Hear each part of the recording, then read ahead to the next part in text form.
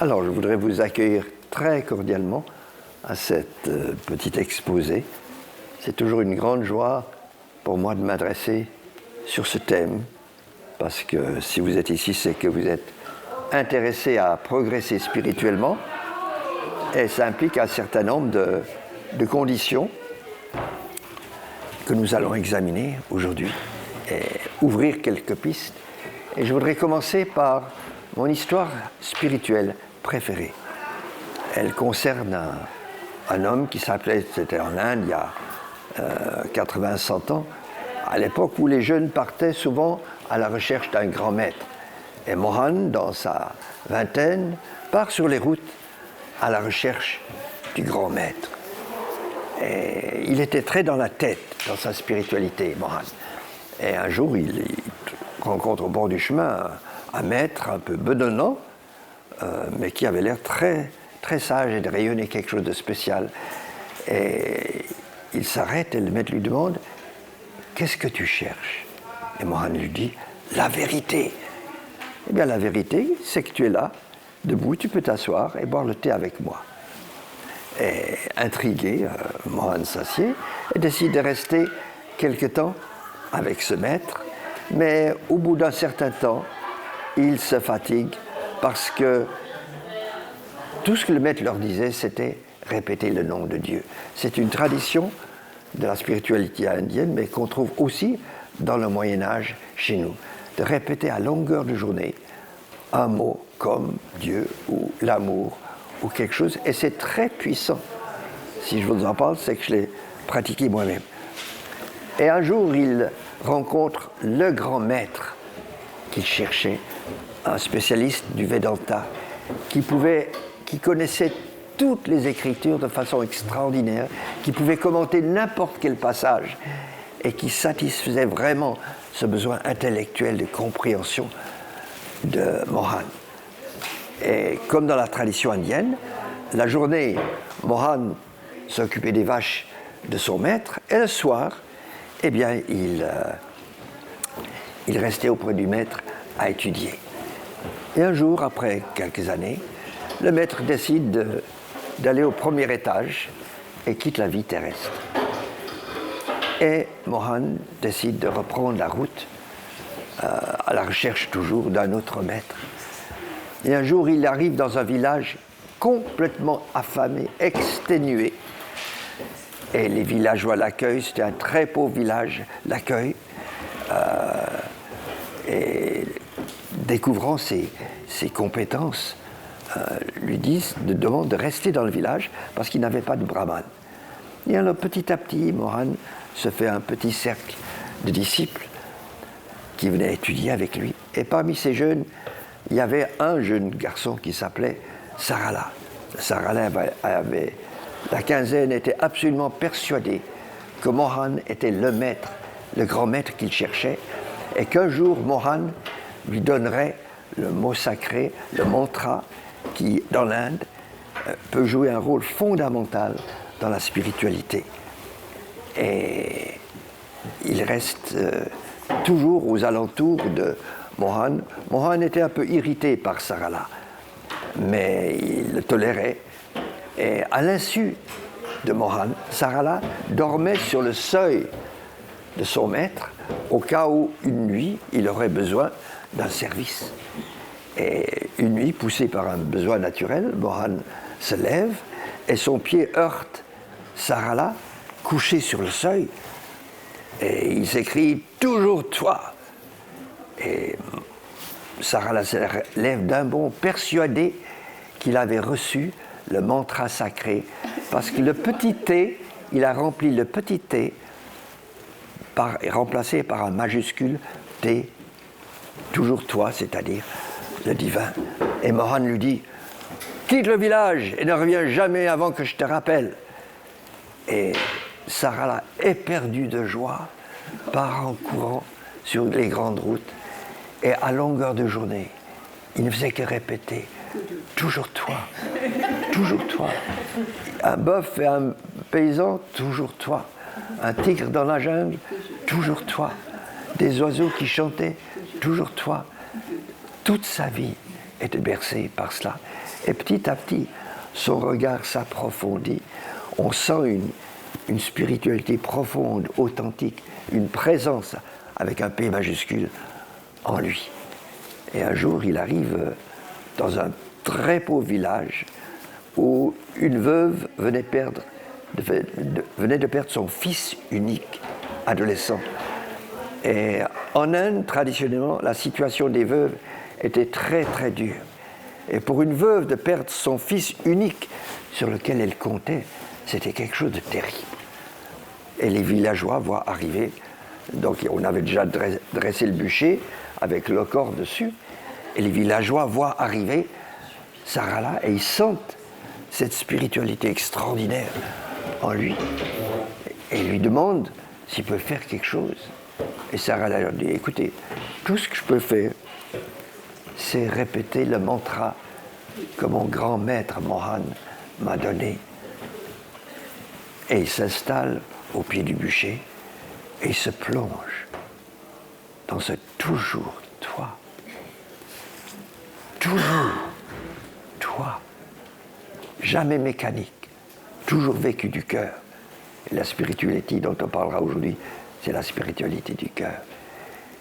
Et tout à coup, le jeune se lève sur le bûcher, complètement ressuscité. Et tout le village crie au miracle. Chacun apporte à Sarala qui quelques piécettes, qui un collier, un petit sac de riz. Et Sarala dit, écoutez mes amis, moi je n'ai rien fait. Tout ce que j'ai fait, c'est répéter le mantra sacré de mon maître. C'est lui qu'il faut aller remercier. Et à l'insu de Sarala, il avait fait un immense tour de milliers de kilomètres dans l'Inde et il était à quelques kilomètres de son village. Et tous les habitants avaient entendu parler du maître Mohan, du village voisin.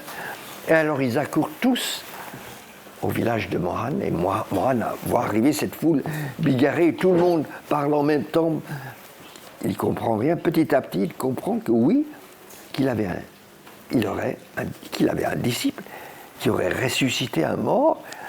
Et finalement, il arrive à comprendre le nom Sarala. Et tout à coup, il se rappelle qu'il avait renvoyé Sarala il y a 20-25 ans. Et il dit aux villageois, allez dire à Sarala que je l'attends. Et Sarala, bien sûr, inconscient d'avoir fait quoi que ce soit de spécial, a déjà quitté le village.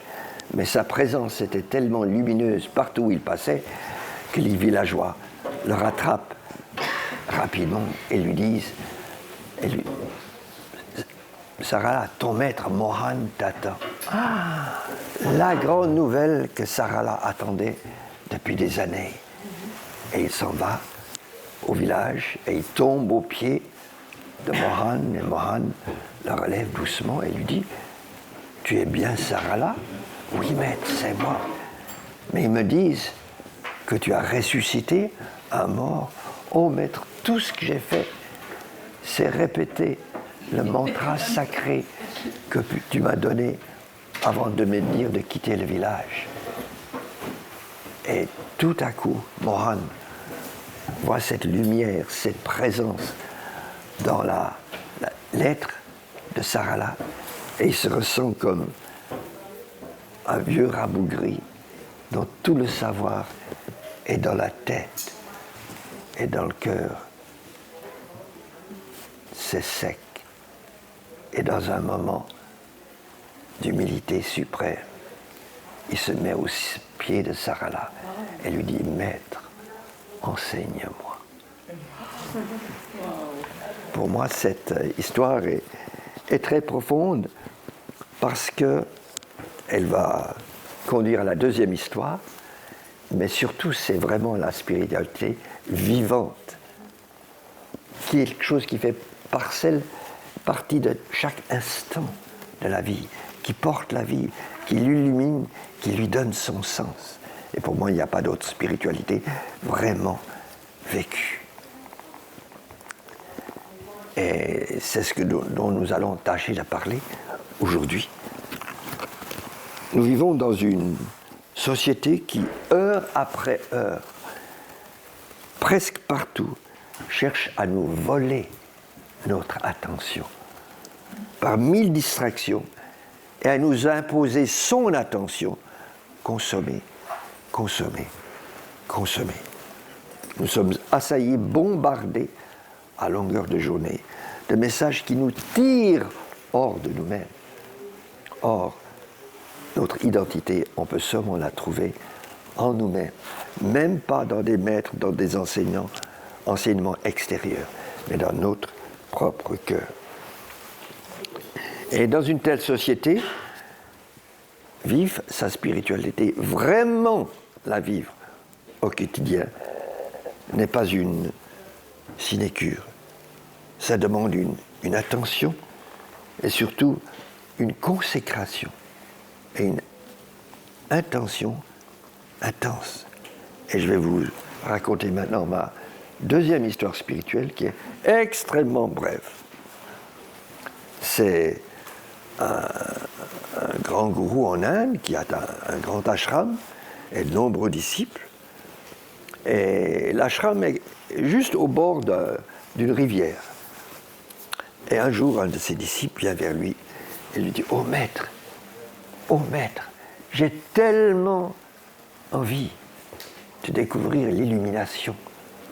Qu'est-ce que je dois faire pour être illuminé ?»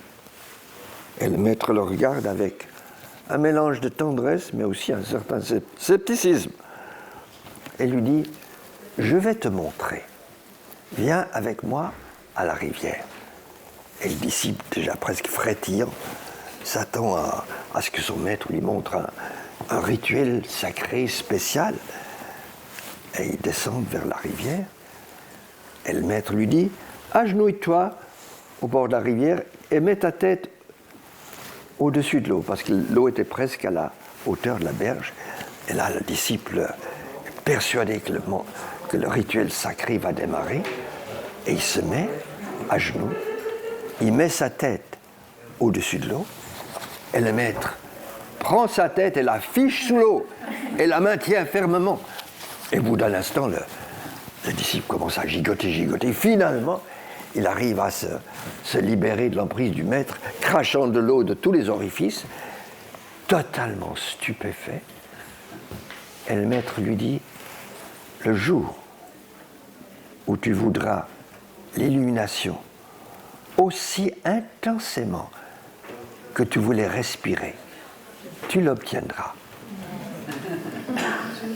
Je fais un moment de pause pour que vous réfléchissiez à cette histoire et qu'est-ce qu'elle vous dit à vous.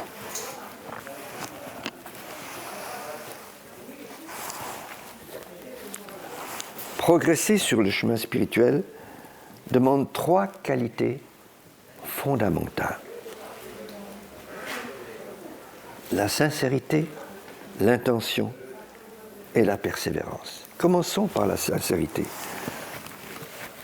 Il y a bien des années, j'ai passé par le plus grand tsunami de ma vie.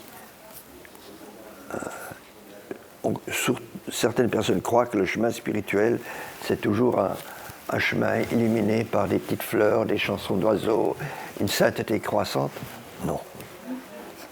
Il y a des vallées de l'ombre de la mort. Et moi, j'ai passé 3 ans dans la vallée de l'ombre de la mort. Ma vie semblait, en surface, marcher de façon superbe.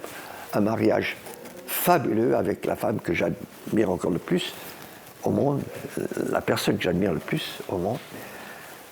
Des stages qui marchaient de façon merveilleuse, sur tous les plans, et même financiers. Un auteur respecté, quelqu'un qui était respecté pour son engagement humanitaire, surtout auprès de ce noir américain qui est devenu une personnalité étonnante depuis. Il a fait 33 ans de tôle, dont 25 ans de couloir de la mort pour un crime dont on sait, preuve ADN à l'appui, qu'il ne l'a pas commis. Et j'ai écrit 3 livres sur Roger qui ont touché des gens dans le monde entier. Et finalement, j'étais sur un chemin spirituel depuis 35 ans. J'étais persuadé que c'était le chemin ultime. D'ailleurs, l'enseignement de ce chemin, c'était que c'était la vérité ultime révélée. Donc, on était très fermé à tout ce qui était informations d'autres spiritualités. Et tout ça a volé en éclats. 35 ans ont volé en éclats. Et j'étais ratiboisé, mes amis. Et pendant 3 ans, dans la vallée de l'ombre de la mort, même avec des pensées suicidaires, c'était incroyable. Et il y a deux phrases qui m'ont aidé.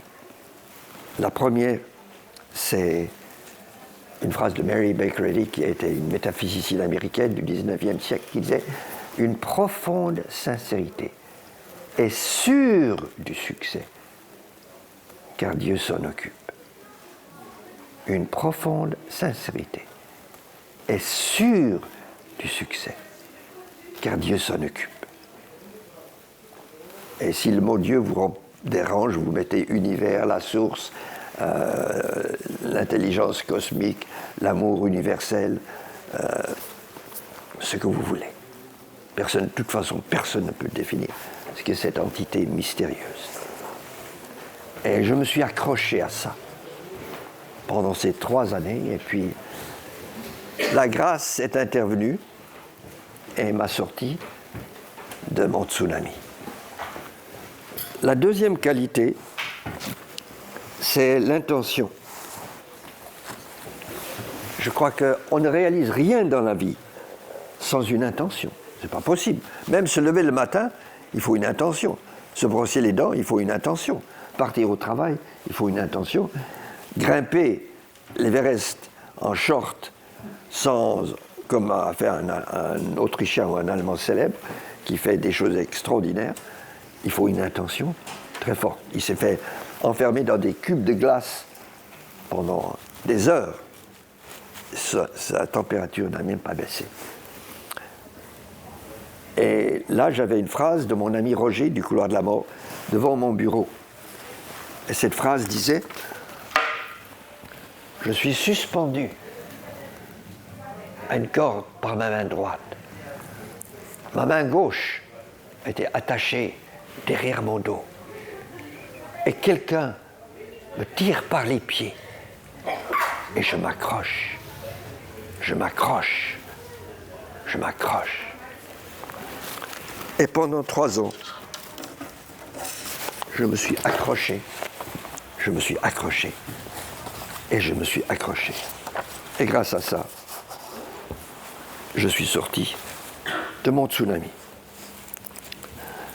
Donc, je répète, sincérité, intention, persévérance sont, à mon avis, les 3 qualités fondamentales pour progresser sur le chemin spirituel. Vivre vraiment sa spiritualité au quotidien, c'est pas avoir des expériences mystiques, encore qu'elles peuvent être sublimes. C'est pas prier ou répéter des mantras, encore que ça peut être très utile. C'est avant tout incarner une certaine vision de la vie, rayonner des qualités telles que la joie, la bonté, l'amour, la paix, la générosité. Dans ce sens, une personne qui se dit athée peut être infiniment plus spirituelle que des milliers de punaises de sacristie qui remplissent les temples, villages, planètes de la vie, du monde, et qui sont par leur genre de vie athées. J'ai une amie depuis, qu'est-ce que ça fait maintenant? Ça va faire 55 ans qu'on est amis. C'est une femme extraordinaire. Elle se dit athée et militante, mais toute sa vie incarne le service de son prochain.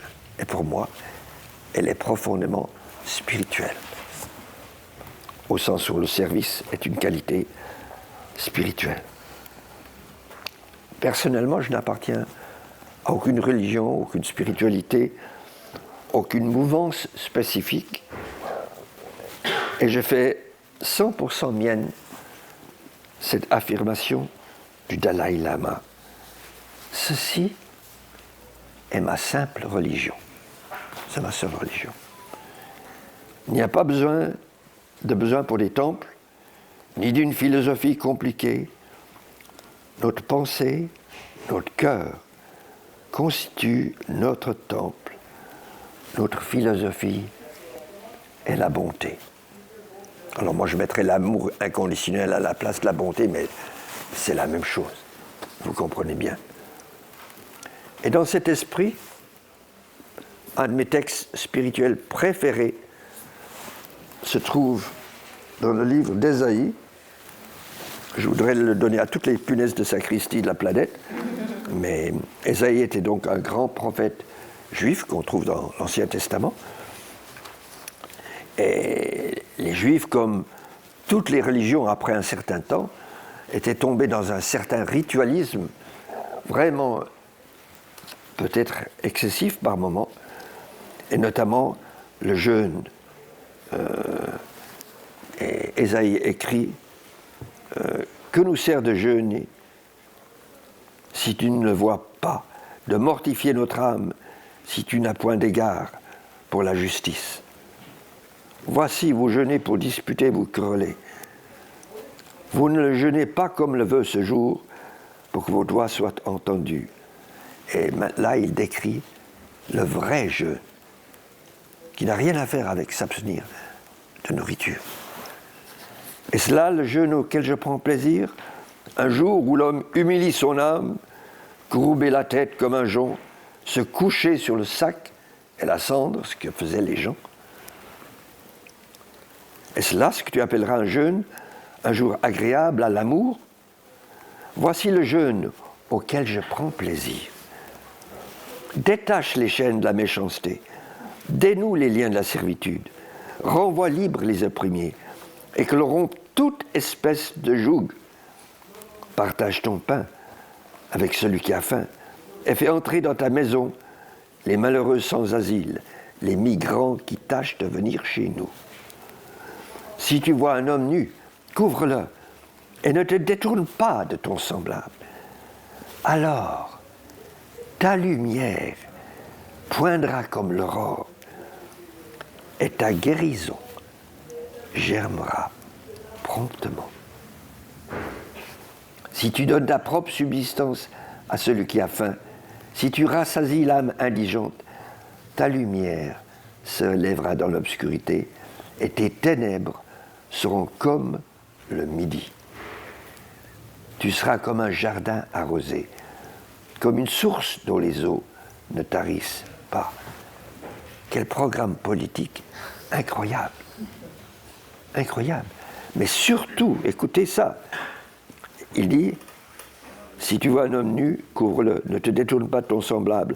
Alors ta lumière poindra comme l'aurore, et ta guérison germera promptement. Notre guérison dépend de la guérison du monde. Pas de répéter des chapelets, de savoir tel verset ou tel chapitre du livre de je ne sais pas qui par cœur. Pas d'aller régulièrement à la messe, au culte, au temple, de faire le ramadan comme il faut. Non. C'est de servir son prochain. Et c'est ça qui nous guérit. Pourquoi? Alors là, je dois expliquer une différence fondamentale au niveau spirituel. C'est la différence entre les spiritualités dualistes et non dualistes. Religion, spiritualité, je les mets dans le même paquet. 90% au moins des spiritualités religions mondiales sont dualistes, y compris le calvinisme dans lequel j'ai été éduqué. Tout va par deux. Dieu, l'homme, le mal, le bien, la vie, la mort, l'esprit, la matière, Dieu, le diable, le passé, l'avenir, l'enfer, le paradis. Et Dieu est vu comme au sommet d'une haute montagne. Et le croyant grimpe cette montagne en espérant un jour arriver au sommet. Et dans le calvinisme de mon enfance, par sadisme supplémentaire, la montagne était couverte de savon. Et tous les dimanches, on nous lisait cette effroyable déclaration des péchés. Nés dans le péché, enclins au mal, incapables par vous-même d'aucun bien. La douche froide Et on recommençait le lundi à grimper la montagne. Alors après 20 ans de ça, j'ai décidé que ce n'était pas ma tasse de thé. J'ai cherché pendant des années et j'ai finalement trouvé un chemin non dualiste. Dans le non-dualisme, vous êtes déjà au sommet de la montagne et uniquement le brouillard vous empêche de voir que vous êtes déjà là. Donc, l'activité dans une spiritualité non dualiste, c'est pas de grimper la montagne péniblement, se déchirant les genoux dans les ronces. C'est de souffler le brouillard qui vous empêche de voir que vous êtes déjà au sommet de la montagne. Et ça, c'est ma petite vision de la spiritualité. Vivre vraiment sa spiritualité au quotidien devient quelque chose de tellement léger et joyeux quand on est dans une démarche non dualiste comme celle illustrée par l'histoire de Sarala, parce qu'il est évident que l'histoire de Sarala reflète ma vision d'une spiritualité non duale. Et mon mantra, parce que j'ai un mantra, c'est une affirmation qu'on utilise constamment pour se rappeler, pour revenir au centre. Et mon mantra est entièrement tiré de l'histoire de Sarala, c'est « Amour infini, toujours toi ». Et je tâche de regarder tout, y compris chaque personne dans cette salle, comme toujours elle. Je féminise Dieu, hein, on a eu tellement de dieux masculins depuis des millénaires que maintenant je fais mes accords au féminin pour Dieu. Parce que la qualité suprême du divin pour moi, c'est l'amour, et c'est la qualité suprême de la femme. Alors, je voudrais garder un petit moment pour les questions. Mon outil préféré pour vivre sa spiritualité au quotidien, c'est la pratique de la bénédiction. La bénédiction, non au sens de l'Église, de la liturgie, du curé ou du pasteur qui dit « Allez en paix mes oies dans 15 jours ». Non, non. C'est une intention ciblée d'amour vers le prochain que j'ai découvert dans une situation très difficile où j'avais perdu mon emploi dans des conditions scandaleuses parce qu'on m'a mis devant un choix d'accepter quelque chose de profondément non éthique ou de quitter mon emploi. Et les personnes qui avaient manigancé le projet s'étaient concertées et s'étaient dit, connaissant l'intégrité de Pierre, il va quitter son job. Donc, on m'a fichu à la porte, alors que j'adorais mon travail. Je m'y investissais totalement. C'était un travail d'éducation dans les écoles romandes. Et j'étais reconnu pour cela. Et alors j'ai développé un ressentiment, mais terrible. J'y pensais du matin au soir. Ça me rongeait. Le ressentiment, c'est comme un rat qui vous, excusez-moi, bouffe les entrailles. Et je pensais du matin au soir, je faisais des textes spirituels, je faisais des prières, je faisais toutes sortes d'exercices. Rien à faire. Pas. Et un jour, en lisant le Sermon sur la montagne, la petite phrase de Jésus, « Bénissez ceux qui vous maudissent ». Ah, mais évidemment, Pierre, c'est tellement simple. Tu n'as qu'à bénir les gens. Et j'ai commencé à l'instant même à bénir les gens qui m'avaient mis dans cette situation assez impossible, dans leur santé, dans leur joie, dans leurs finances, dans leur vie de famille, de toutes les façons imaginables. Et tout à coup, trois mois plus tard, j'ai commencé à faire ça dans la rue, à la poste, au supermarché, et c'était devenu tellement joyeux. Je prenais beaucoup le train, je faisais tous les trains dans la longueur dans les deux sens pour être sûr de louper personne, de bénir chaque personne sur ce train. Et Et un jour, j'étais en train d'écrire une conférence pour une rencontre internationale de jeunes à Zurich sur le thème « Guérir le monde ». Entendez bien, guérir le monde. Et j'ai reçu une bouffée d'inspiration comme jamais dans ma vie. C'était la première fois de ma vie, je peux dire que j'étais comme un scribe sous dictée. Les idées venaient et j'écrivais. Et je vais vous lire ce petit texte. J'aimerais tellement garder un peu de temps. Merci, oui. Le simple art de bénir. J'ai un site. Oh, il n'y a pas de feuille de papier. Le site, c'est Gentle, G-E-N-T-L-E,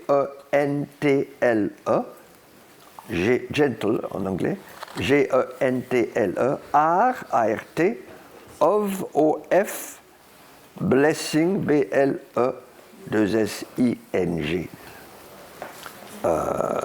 .org. Vous trouverez c'est tout un site sur la pratique de ce qu'on appelle bénédiction, et je n'aime pas ce mot en français, envoi d'amour ciblé.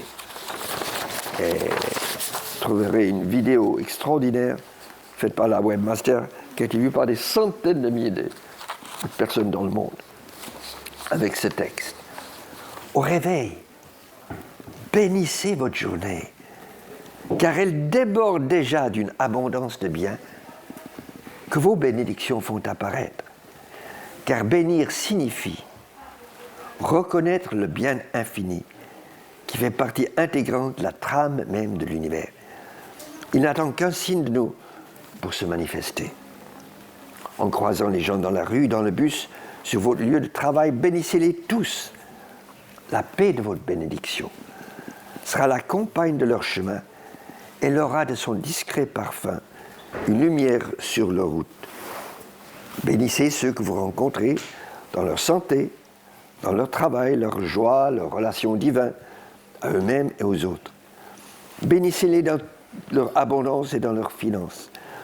Bénissez-les de toutes les façons concevables, car de telles bénédictions ne sèment pas seulement les semences de la guérison, mais un jour jailliront comme autant de fleurs de joie dans les espaces arides de votre propre vie.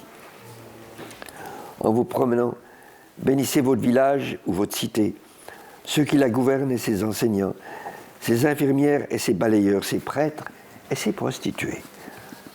À l'instant même où quelqu'un exprime la moindre agressivité, colère ou manque de bonté à votre égard, répondez avec une bénédiction silencieuse. Bénissez-les totalement, sincèrement, joyeusement, car de telles bénédictions sont un bouclier qui les protège de l'ignorance de leurs méfaits et détourne la flèche qui vous est adressée. Bénir signifie, c'est une définition, bénir signifie désirer et vouloir inconditionnellement, totalement et sans réserve aucune le bien illimité pour les autres et les événements de la vie, en puisant aux sources les plus profondes et les plus intimes de votre être.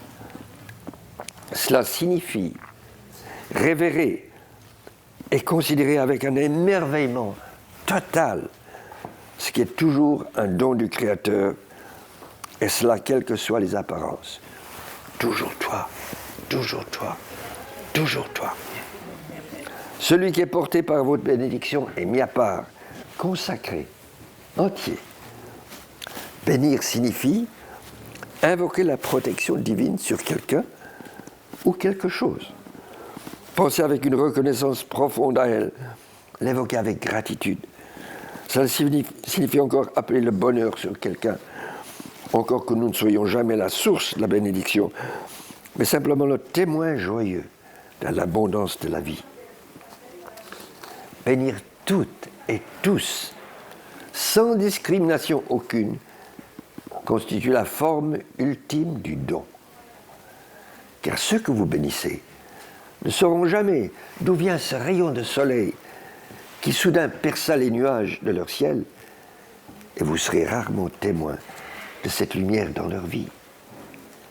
Quand dans votre journée, quelque événement inattendu vous bouleverse, vous autant que vos plans, éclatez en bénédiction, car la vie est en train de vous apprendre une leçon, même si sa coupe peut vous sembler amère.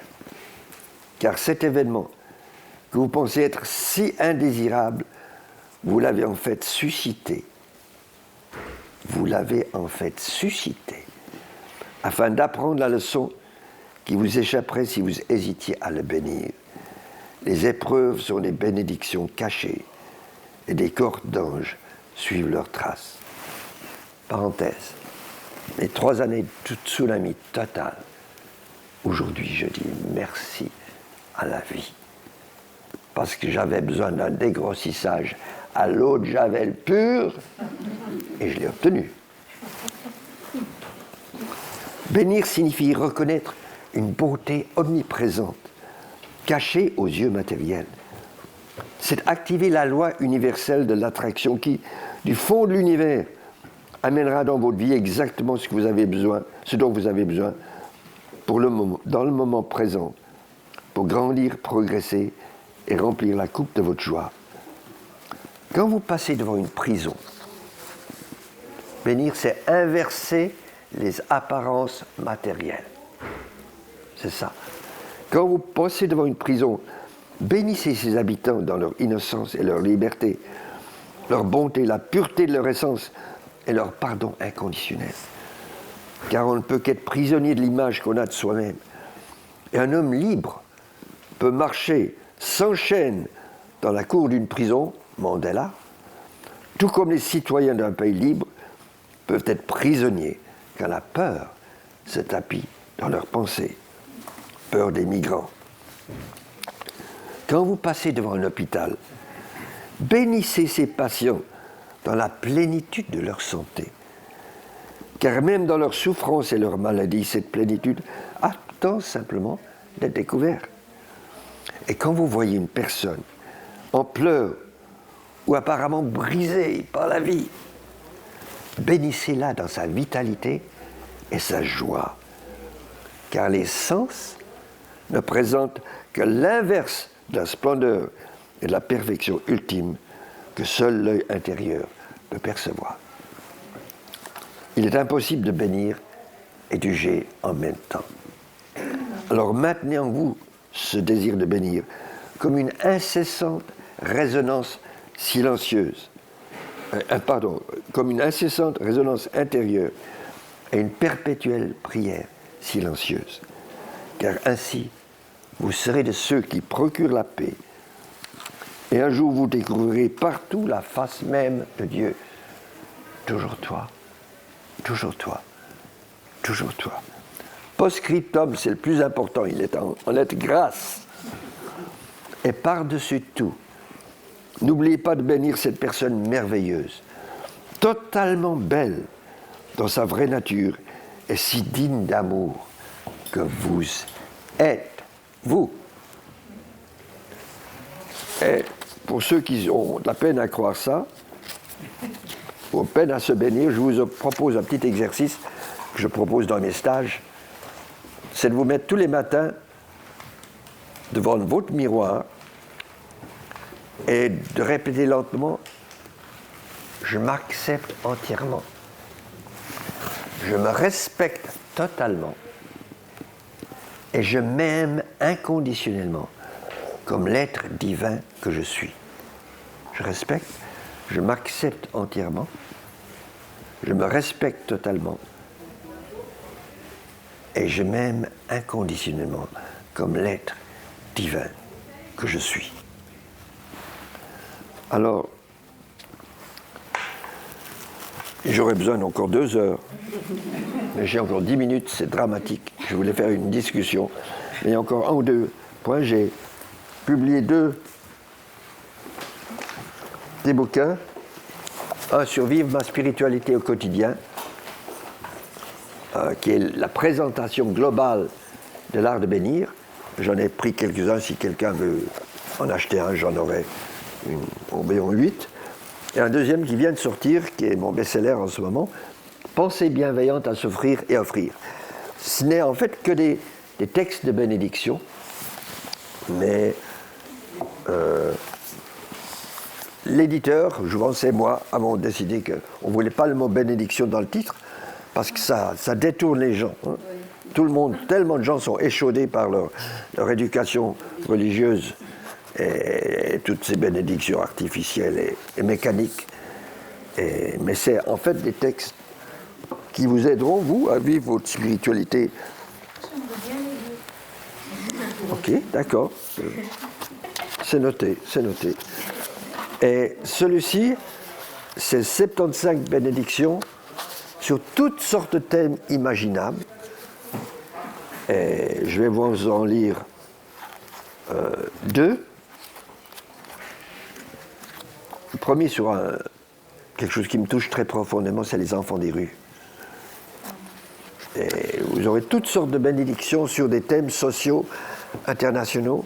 En parenthèse, tous les matins, moi je bénis Donald Trump, Vladimir Poutine, président Bolsonaro du Brésil, président Assad de Syrie, qui n'est pas l'ami de tout le monde, et président Kim du Corée du Nord, vraiment du cœur, vraiment en les sentant comme des frères. Et parce que la bénédiction va vous transformer, vous, profondément. Et ça, c'est peut-être le bénéfice suprême. Alors, une bénédiction pour les enfants des rues. Et vous pouvez répéter ceci lentement, comme une méditation. Et vous enverrez une énergie dans le monde entier. Du plus profond de mon cœur, je bénis les enfants des rues du monde entier, dans leur paix et leur repos. Je les bénis dans leur conscience, leur propre valeur et leur respect d'eux-mêmes, afin qu'ils puissent transcender les nombreux obstacles dont ils sont victimes. Je les bénis dans le don divin de cette créativité qui réside en chacun d'eux, afin qu'ils puissent trouver leur juste place dans la société, malgré tous les obstacles. Je les bénis dans leur beauté et la lumière qui réside en chacun d'eux, quelles que soient les apparences. Je les bénis dans leur conscience de l'abondance de l'univers et du monde, afin qu'ils puissent transcender toutes les croyances socialement imposées du manque. Et maintenant, ce qui va choquer certaines personnes, j'en suis sûr, mais pour moi la spiritualité s'applique à tout, ou alors ça ne m'intéresse pas du tout. Une bénédiction pour faire l'amour. Parce que tout, la spiritualité pour moi vraiment englobe tout et doit pouvoir s'appliquer à absolument tout, ou alors ça ne m'intéresse pas. Puisse notre échange amoureux être l'expression de ton amour pour nous, une expérience de beauté extatique et de grande profondeur. Puissions-nous mettre le plaisir de la partenaire ou du partenaire avant le nôtre et être spécialement à l'écoute de son souhait le plus subtil et de ses désirs cachés ou de ce qu'elle ou il n'ose pas exprimer. Puissent nos corps se transformer en instruments pour jouer une musique à ta gloire et nos cœurs être emplis de la musique de l'âme. Dans la hâte de vie si active, puissions-nous y trouver une nourriture pour nos cœurs, un soupir de soulagement et de repos pour nos corps et un moment de vert pâturage pour notre être le plus profond. Puisse cet échange cimenter notre union de la façon unique que seul l'amour vrai peut réaliser, en restaurant le corps et l'âme, tout en étant une joyeuse cour de récréation pour l'enfant en nous. Et par-dessus tout, puisse ce moment fortifier notre engagement de fidélité mutuelle, dans la compréhension que nous sommes le gardien ou la gardienne de nos vœux parlés et silencieux, de l'un et de l'autre. Alors, chers amis, je voulais garder du temps pour des questions, mais je sais qu'il y en aurait pour 2 heures encore. Alors, je voudrais vous suggérer un petit outil pour garder votre spiritualité éveillée à travers toute la journée, puisque nous vivons dans cette société qui happe notre attention à chaque coin de rue, à chaque vitrine. Achète-moi, achète-moi. Dernier modèle, dernier modèle, dernier modèle. Il faut être à la page, à la page, à la page. Et c'est de prendre, moi je le fais toutes les 2 heures à peu près, mais on peut le faire aussi souvent qu'on veut, un petit moment de pause pour se recentrer sur un thème qui nous rapproche du divin en nous. Alors, je ne vais pas commencer à suggérer des thèmes, mais vraiment, moi, ma vie spirituelle a changé de façon significative depuis que j'ai fait ceci, et j'ai sur mon portable une petite application qui s'appelle Mindfulness Bell, et vous la réglez et normalement ça devrait sonner. Elle a une très belle sonnerie qui sonne toutes les demi-heures, 3/4 d'heure, 1 heure. Moi ça sonne toutes les heures pour moi. Et c'est vraiment merveilleux comme outil, si vous le combinez encore avec les petites pauses dont je vous parlais. Voilà. Alors, je voudrais terminer par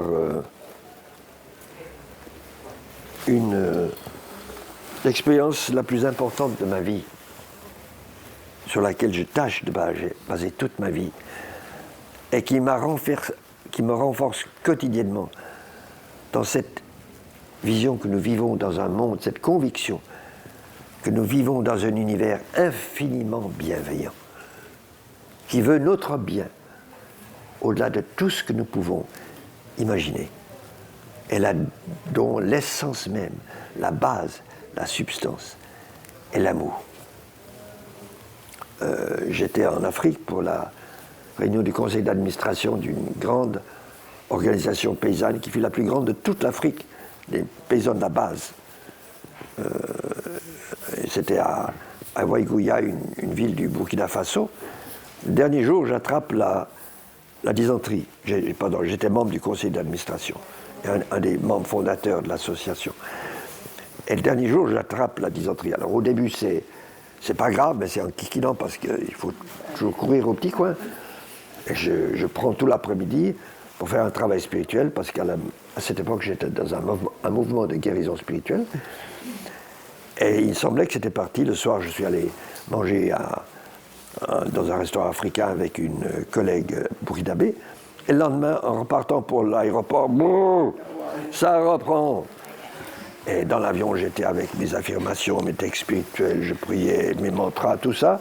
À côté de moi, j'avais un petit garçon non accompagné, avec sa petite pancarte, avec son nom et tout ça. Et la stewardess qui s'occupait de lui était l'amour incarné.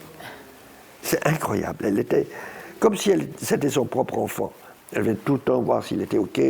À un moment, elle vient lui parler avec une tendresse toute particulière. Et soudain, je sens pour cette femme une gratitude cosmique incroyable. Et soudain, j'étais projeté dans un espace. Je n'étais plus dans l'avion. Je n'étais plus dans le temps. Il n'y avait que le ressenti de l'amour. Absolument rien d'autre. Un amour infini qui était la seule cause, la seule substance, la seule force, la seule puissance, la seule réalité, la seule vérité. Il n'y avait que le ressenti de l'amour. C'était totalement au niveau du cœur. Pierre Pradévan avait disparu. C'était merveilleux. Le mental, l'ego, disparu.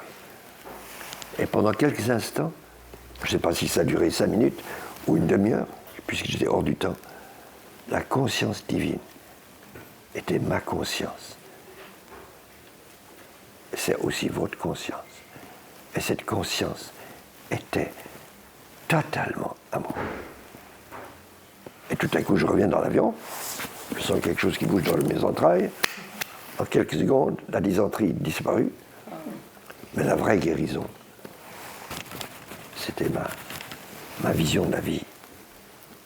Et ma découverte de ce qui, pour moi, est l'essence de l'existence, l'amour inconditionnel. Et la bénédiction perpétuelle sera un outil fabuleux, parmi d'autres, pour vous y amener. Et quelque chose que je commence à faire depuis 1 an, et je pense que c'est un saut quantique. C'est vraiment dans ma vie spirituelle. Avant, je bénissais les gens dans le tram, dans le bus, dans leur santé, toujours l'opposé de l'image matérielle. Si je vois quelqu'un de déprimé, je la bénis dans leur joie, leur sérénité. Si je vois quelqu'un un ivrogne qui crie et qui hurle, je le bénis dans sa sérénité, dans sa maîtrise de lui-même. Chaque fois que je vois un fumeur, je les bénis dans leur contentement profond, parce que pour fumer quelque chose qui vous détruit, il faut qu'il y ait quelque chose qui n'est pas très content quelque part. Et alors, maintenant, quand je bénis les gens, d'abord je dis « je t'aime ». Et ensuite, je te bénis dans ta joie, ta paix, ta sérénité. Et de regarder quelqu'un que vous ne rencontrerez peut-être que quelques secondes, et dire « je t'aime » en le pensant, en le ressentant dans le cœur, c'est une discipline merveilleuse, absolument splendide. Alors voilà, hélas, pas le temps de questions, je me tiens en dehors si n'importe qui veut venir me parler, et si quelqu'un veut acheter un de mes livres, il y en a là, et surtout, n'applaudissez pas, surtout, parce que ça casse l'énergie d'un groupe. Merci, je vous embrasse tous et toutes, c'était un cadeau de vous, je dirais, de m'entretenir avec vous. Parce que j'ai entendu vos pensées et je suis plein de gratitude pour chaque personne dans cette salle, plein de gratitude. Je vous aime exactement comme vous êtes et je vous bénis dans l'abondance de votre avenir et sur votre chemin spirituel. Merci, merci, merci. Et rappelez-vous le dernier mot. Toujours toi. Toujours toi. Toujours toi.